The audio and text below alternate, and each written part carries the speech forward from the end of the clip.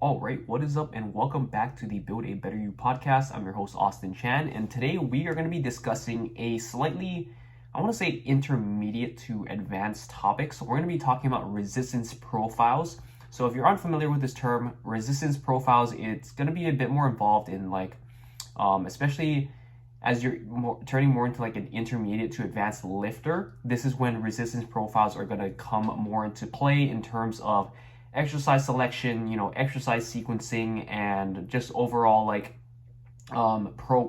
exercise programming in general. Like, you're gonna have to pay a bit more attention to certain exercises and how they affect, the way you lift, what exercises you put into order, the sequencing, and just all that good stuff. It gets a little bit more nuanced when you start to program exercises. I know when you first start out, and like this is myself included, when I first started out, like I could literally get away with doing any types of exercises just because the stimulus of weight training was so new to my body that like I could literally do whatever I want, and I would see adaptations, I would see progress. I would just literally add pounds and pounds of strength and muscle. I mean, not even muscle, but just pounds and pounds of strength. Muscle building takes a lot longer than strength gains, but just pounds and pounds of strength were added to my lifts, like just within like on a week to week, month to month basis.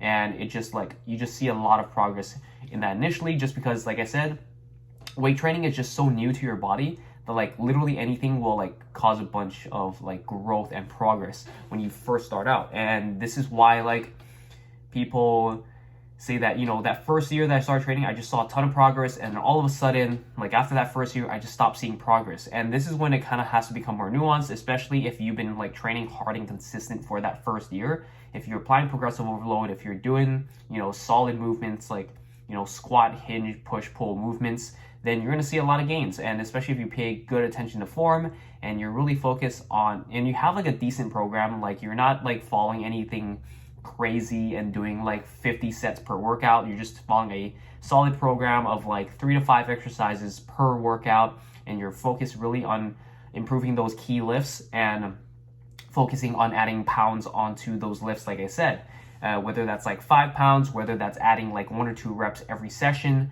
That's these small changes do add up over time, and it's just about compounding those effects over time.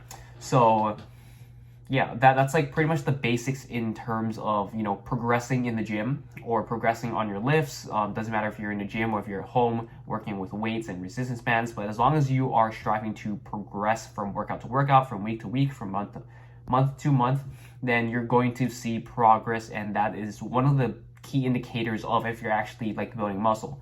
Like, there's literally no way around it. The only physical way you can lift more weight, especially when you're doing good movements, is that you're literally building more muscle tissue, and that's what allows you to lift more weight. A bigger muscle is going to be a stronger muscle. So with all that being said, we're going to get into resistance profiles. Basically, what are they? How can you use this in your training? And basically just dive into a bunch of topics regarding that. Why we use resistance profiles. Why do they like actually matter? Why can't we just do the same exercises end on end and like expect a ton of progress? And how do they kind of like play an overall role in exercise programming? Because this is something that is definitely like within the past year, I've made like marginal like growth and knowledge gains in this area. Like not to say that like my exercise programming was terrible per se, like last year, like 2 years ago, but it has just gotten so much better within this past year. Knowing more through like the N1 education courses, and just following other like good anatomical and biomechanical like educated coaches. So yeah, without further ado, we'll head into the topic of this podcast. I'll stop rambling on about like random stuff, and I'll try to keep myself dialed in on my list of topics to go over within resistance profiles. So firstly, we have to discuss how is muscle built. Before we even talk about resistance profiles and like how to manipulate that in order to maximize or improve muscle growth, we have to talk about how is muscle built. So firstly, we have to talk about like muscle doesn't necessarily know how much weight you're lifting. Like, when you're doing those like dumbbell bench press, let's say, when you're doing dumbbell bench press with like 30-pound dumbbells, like your first week, your muscle doesn't know, oh, that's 30 pounds. And then the next week you're doing 35. So it doesn't know 35. It just knows this is this much tension. And I mean, when you really think about it, this is kind of off topic, but when you really think about it, like all the numbers that we use in our everyday lives, all of them don't really have any significant meaning. It's just we as humans apply significant meaning. Like if you think about an inch is literally just a made up distance for all of us to keep track of distance and just measurements. Pounds, like we don't care, like no one like really cares about what like 1 pound is. It's just that has given us an ability to quantify things in everyday life so that we can use them for however we want to manipulate them, because we're humans and we just want simply, we want deeper meanings for a lot of things. And so we associate these numbers with different things for us to keep track of, just to give it a bit more tangibility rather than, this is this much amount of weight, this is this much amount of distance. It gives us a kind of like mental image of what these distances, what these weights, what all this stuff means.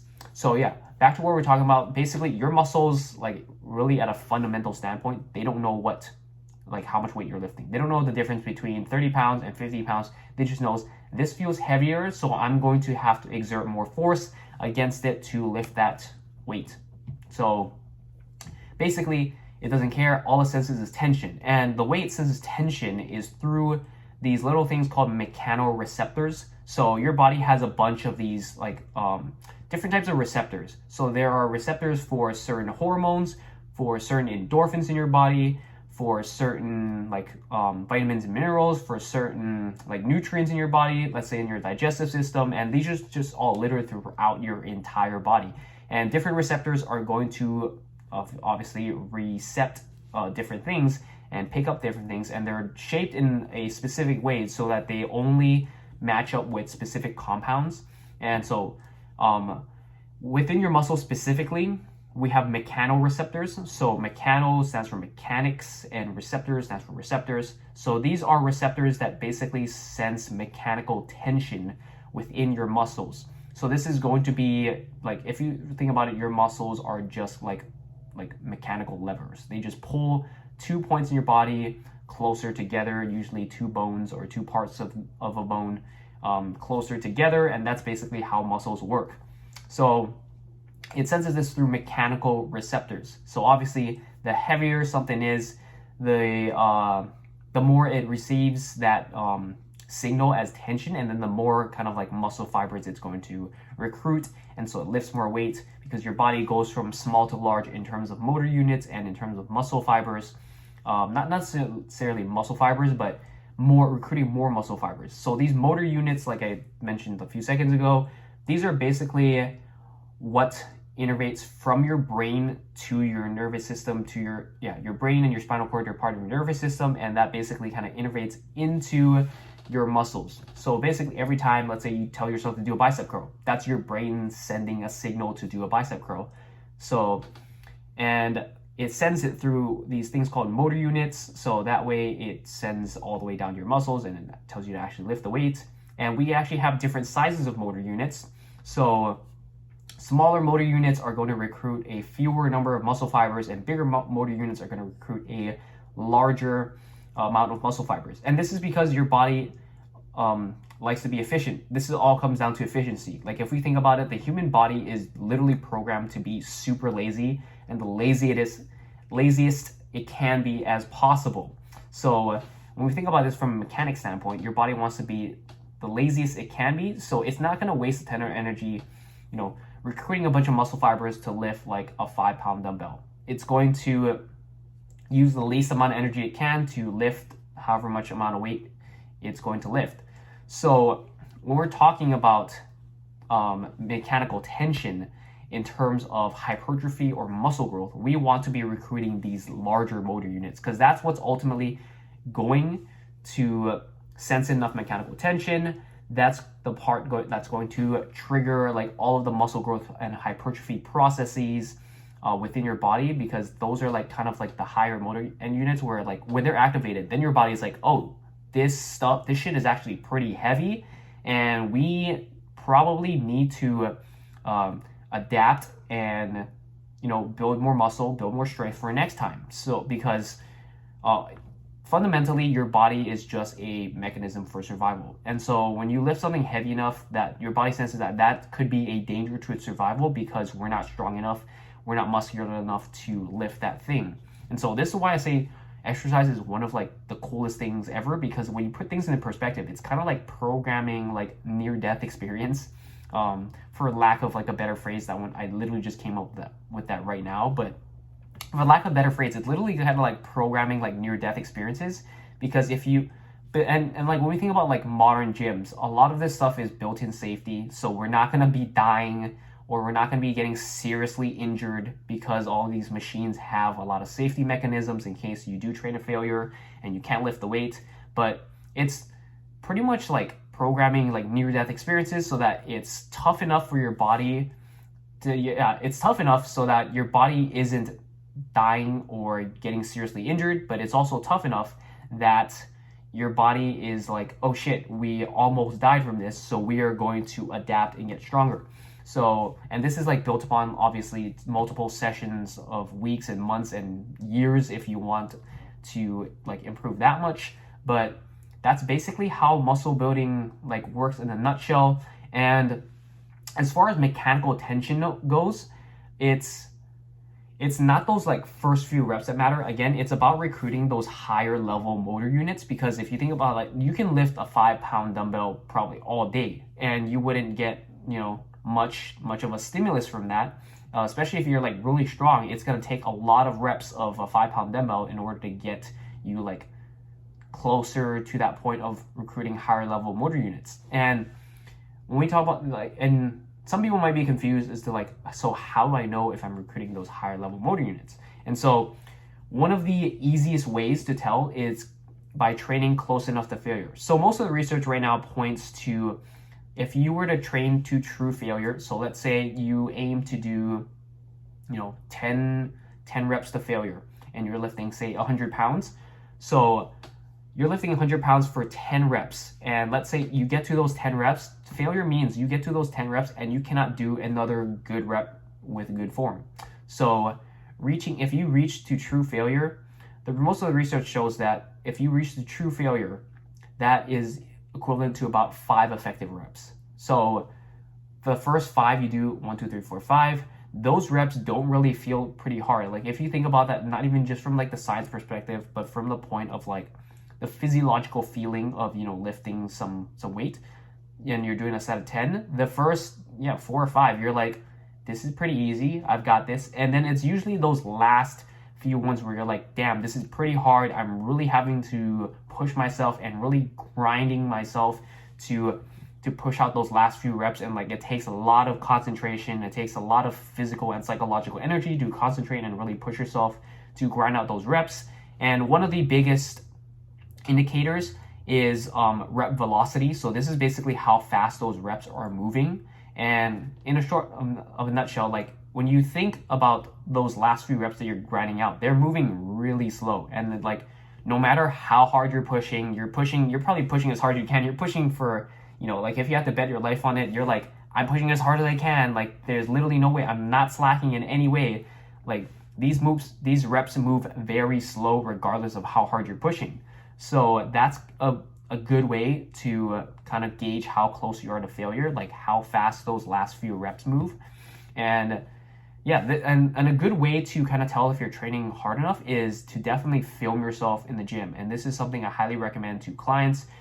This is actually one of the biggest pros I'd say is like working with a personal trainer. Like especially like me, when I'm working with my in-person clients, I tell them, I'm like those last few reps like looked really easy. And even though like I know for a fact, I know that even if you were doing a pretty hard set that like you felt like it was the end of the world, you felt like it was super hard, but like the truth is like it wasn't very hard. Like I know for a fact that if I filmed it and replayed it to you, you'd be like, wow, I look like I had like 3 or 4 more reps in the tank. Because that and that's how you can tell. But based on rep velocity, like it's like, I'm not saying that a lot of people are lying when they say I was training very hard. It's like, obviously all of us, we think we're training pretty hard to a certain degree.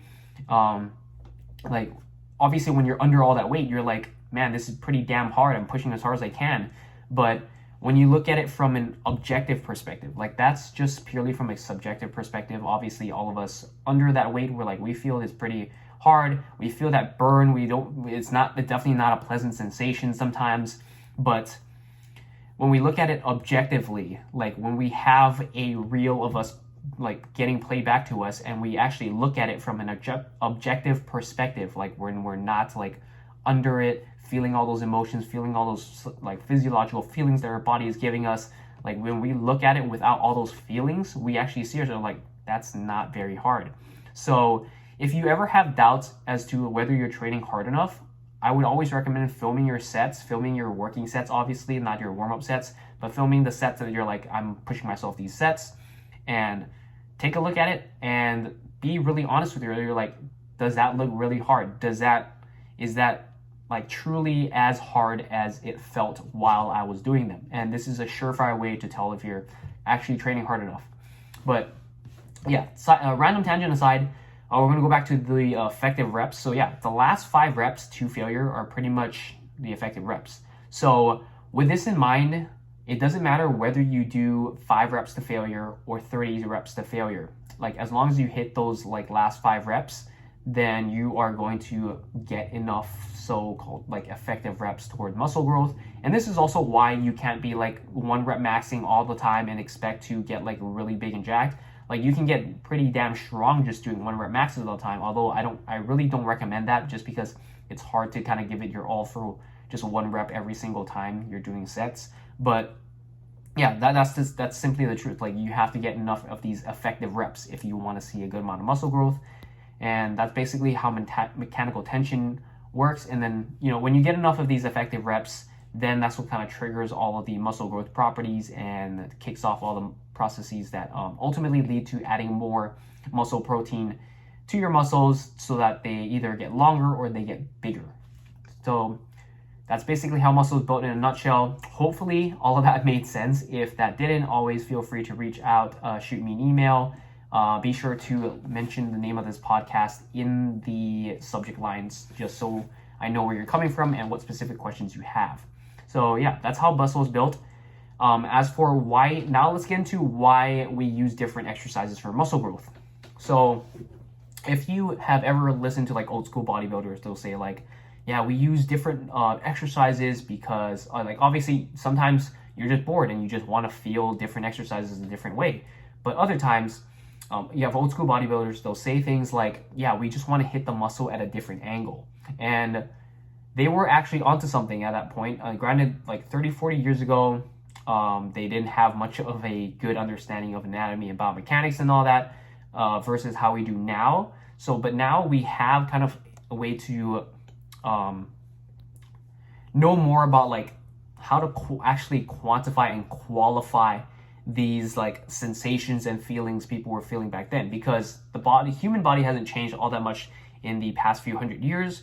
But with technology and just a better understanding of more things, we are able to kind of quantify and qualify more things and actually put them into like the specific mechanisms and like finding out the actual thought process and the reasons behind like why people said things the way they did before, why things feel a certain way like this, why things work better, why other things work worse. So yeah, that's why we use different exercises for muscle growth.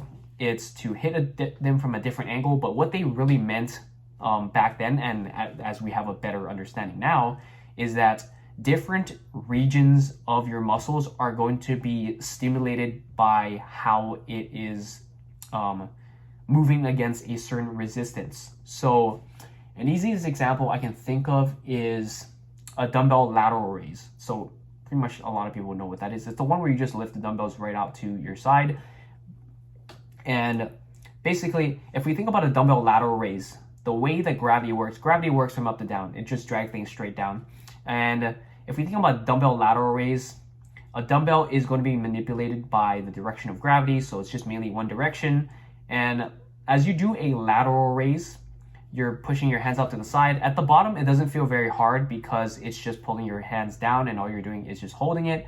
But it gets the most challenging as you go higher and higher. So it's not very hard when you come like a little bit out to the side, but it gets really, really hard the further up you go. So when we talk about the resistance profile, that means it's going to have an ascending resistance profile. Ascending just means going up as you go, as you do the movement. So at the very bottom, it's not very hard. And then as you go more into the movement, it gets harder and harder. And it's very hardest at the very top when you're trying to hold that dumbbell out directly to the side. And that's basically what we mean by resistance profiles. And for the dumbbell lateral raise, it's going to have an ascending because it gets harder as you go more into the movement. For something like a cable lateral raise where you set it really low, as you're trying to do that same lateral raise, you will feel that like at the very bottom it's harder, and through the mid-range of the motion it's going to be hardest, and then at the very top it kind of like levels off a little bit. So in this case it would have an inverted U resistance curve. So if you think about inverted U, or kind of like a bell shape. So it's going to have a bell-shaped resistance curve, which means that if you think about like just the shape of a bell, the start of the resistance isn't very hard, and then as you get into kind of that mid position, it's going to get very hard, and then it goes back down a little bit as you get up to the very top. And this is because cables you're able to manipulate the resistance profile so that it's harder at different parts of the range of motion. And again, the reason why we do this is because your muscles are going to sense tension in a different resistance. So that means it has to build certain parts of the muscle to accommodate that range of motion. So like if you were to just do dumbbell lateral raises, like obviously you're going to make great medial delt gains because you're still doing the movement that the medial delt is performing. But if you do want to maximize that muscle growth, then you're going to have to do other like variations of that lateral raise that manipulates the resistance profile so that it trains different areas of the muscle and so that it gets bigger. And also from just kind of like a boredom standpoint, like doing the same exercises over and over again, it can get boring. So it's just fun to mix it up from time to time, although that shouldn't be like your goal. You shouldn't be constantly mixing it up. You don't need to constantly be confusing your body, as a lot of trainers say. You just need to like follow a solid program, and typically the way I program is anywhere from 8 to 12 weeks, and this is a good amount of time to see like your progress through in terms of like your program, if it's working or not. You know, it's enough time to progress on certain exercises. And honestly, I find that that's kind of like that sweet spot of where like people kind of start to get bored of the current program that they're following. Certain people that I've worked with, and also myself, like I can do the same program for months, and like the longest I followed a program was like sometime over a year, and I just don't get bored. Like as long as I know I'm constantly adding weight to my lifts, like I'm progressing, then I don't get bored. So there's that. But yeah, in terms of like an exercise selection standpoint, it's just good to like switch it up from time to time. And sometimes when your body is just used to that like constant stimulus all the time, and like, yeah, again, people blow this way out of proportion. Like you don't need to be changing your workouts constantly, like week to week, or even every single like different like session, you're constantly changing like the exercises for the same body part. But you do need to change it like eventually. You don't have to change it constantly, because then you're just not allowing your body to actually get trained and adapt. Because like anything, muscle building strength, it's a skill. And in order to improve a skill, you need to practice doing it. So yeah, and like you don't like if you wanted to get better at running, you don't go swimming one day and biking the next. You practice like actually running, because that's the movement pattern you want to teach your body to get better at, and you want to practice the skills and like the little like motor unit things in order to like improve your run, like you know, like your stride length and like the way you land and like the way you take off, and like the whole thing with like running mechanics. I'm not an expert in that, but yeah, the whole thing is like you want to be practicing those like little things and like every single thing in order to optimize your running mechanics. And the same goes for muscle building and strength building. You want to be practicing all the little things in order to optimize your ability to build muscle and build strength. So practice a skill, but it's good. It's okay to change it up, but like not too often. So yeah, I would say stick to a program for at least 8 to 12 weeks. And from there, gauge whether if you're still making progress, then you don't need to change, but you can change. But if you're not making progress, then it might be a time for a change. And that's one of the many factors that I look into when I'm programming for clients. It's like, do they have their nutrition in check? Do they have their recovery process in check? And then after I've played around with all those variables, then we think about changing up the exercises. Because again, your body gets used to that stimulus, and when we think about that from a hypertrophy standpoint, your body gets used to that stimulus because that one part of the muscle group is just being trained again and again, and you've probably just maxed out gains for that specific part of the muscle for that period. And that's not to say like you'll never make gains again like doing dumbbell lateral raises, but you might just need to take some time away from it. That part's probably not going to get stronger unless you get the other part stronger, because your muscles, like even though there are different regions, they're all kind of interconnected and they all support one another. So you just might need to take some time away from the dumbbell lateral raise, probably do some cable lateral raises from different directions in order to work on that different part of the muscle. And maybe the next time you come back around, the dumbbell lateral raises, they just all of a sudden they like shoot up. You just shoot up in terms of strength. And that's because you spent some time away. You spent some time building up other parts of the regions of the muscle. And that's basically why resistance profile matters for muscle growth and why we use like different exercises. So in terms of like exercise selection, like these days, I just typically stick to dumbbells, cables, and machines, because I find that these are the best in terms of allowing you to manipulate the resistance profile. Cables are by far like the number one thing. Like if you were building a home gym, I would say my number one recommendation is to get yourself a functional trainer. And those are like the machines with cables where you can adjust the arms, the different heights, different widths, and all that. So definitely recommend picking up a functional trainer if you're trying to build a home gym. But yeah, cables are by far like, that's probably the one thing that I will like always have in a program, just because not only is it like a good like piece of machinery that like you can manipulate to fit a lot of people's structures, and they're just easily manipulated. And that way you can easily fit people's structures. Like I said, you can also easily change up the resistance profile to target the muscle at different lengths, like super easily. Like, twist the body a little bit, position the arms or the legs a certain way, and like all of a sudden you have a completely different feeling for that exercise, or just different mechanics, which will lead to different feelings. But yeah, you just have a completely different mechanics for the exercise, and all of a sudden, like, you just make these small little tweaks, and it's just, you don't need to get another machine. You don't need to do a completely different exercise. It's just like it's like, sometimes it's a very similar exercise, and all you have to do is to manipulate the positioning a little bit, and then, yeah, all of a sudden you have a completely different stimulus and feeling for that exercise. So that's why I like cables. Yeah, as far as resistance profiles, yeah, different exercises will stimulate the muscle at different lengths. Sorry, I'm just reading my notes right now. So yeah, which causes different areas of the muscle to grow. Yeah, went over this a little bit. So dumbbells, barbells, kettlebells, those are kind of like a little bit lower on my, not to say that they don't have their time and place for programming, but those specific pieces of equipment, the only way they're manipulated is by gravity. And it's going to be very hard unless you put your body in these weird positions. But gravity only moves from up to down. And so it's going to be really hard, especially unless you like position your body at a certain angle. This is why like sometimes incline like benches can help a lot. Just the way like you can shift your body so that gravity is going to be affecting that muscle in a different manner.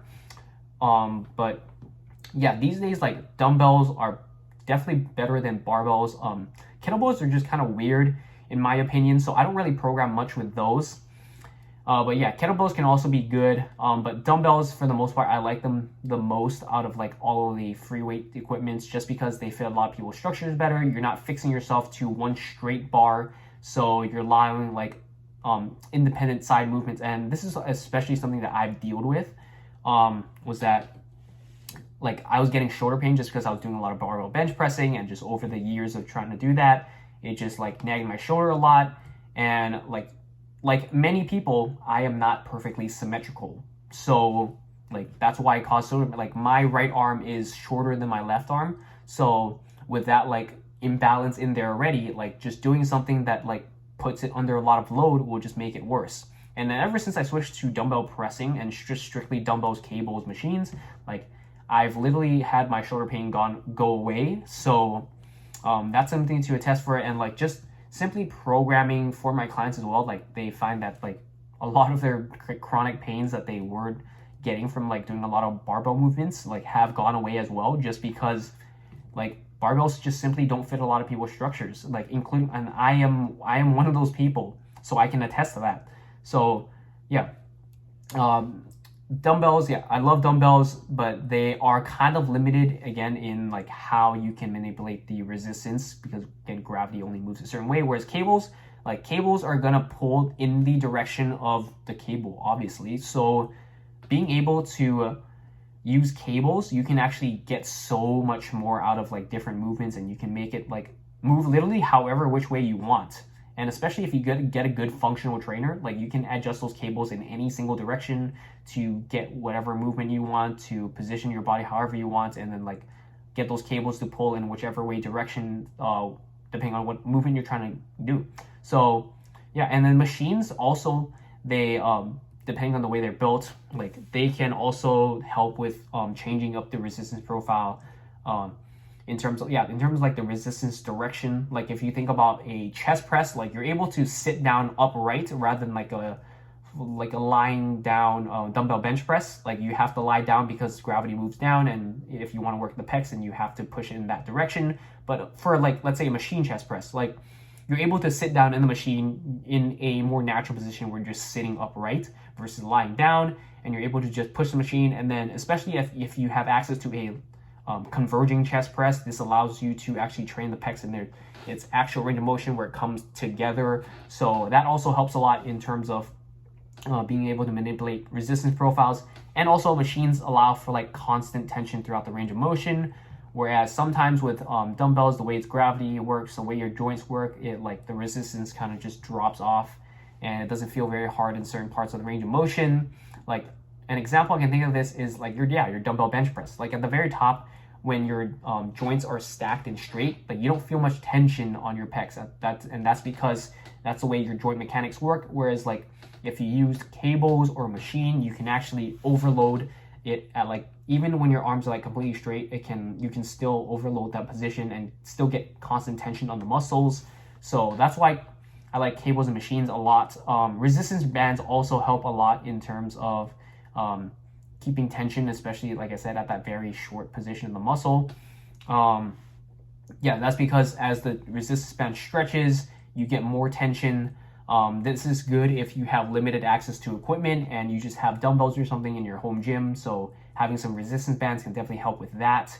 And yeah, and then last thing about like resistance profiles is that, you know, knowing like resistance profiles can help you, you know, get the most out of whatever movement it is you're trying to do it. So let's say you're doing like glute bridges, and it's going to be training the glutes in the shortest position, because if you think about full hip extension, like full like thrusting, that's where your glutes are fully like shortened. That's like you can't push your glutes, you can't flex your glutes any more than that.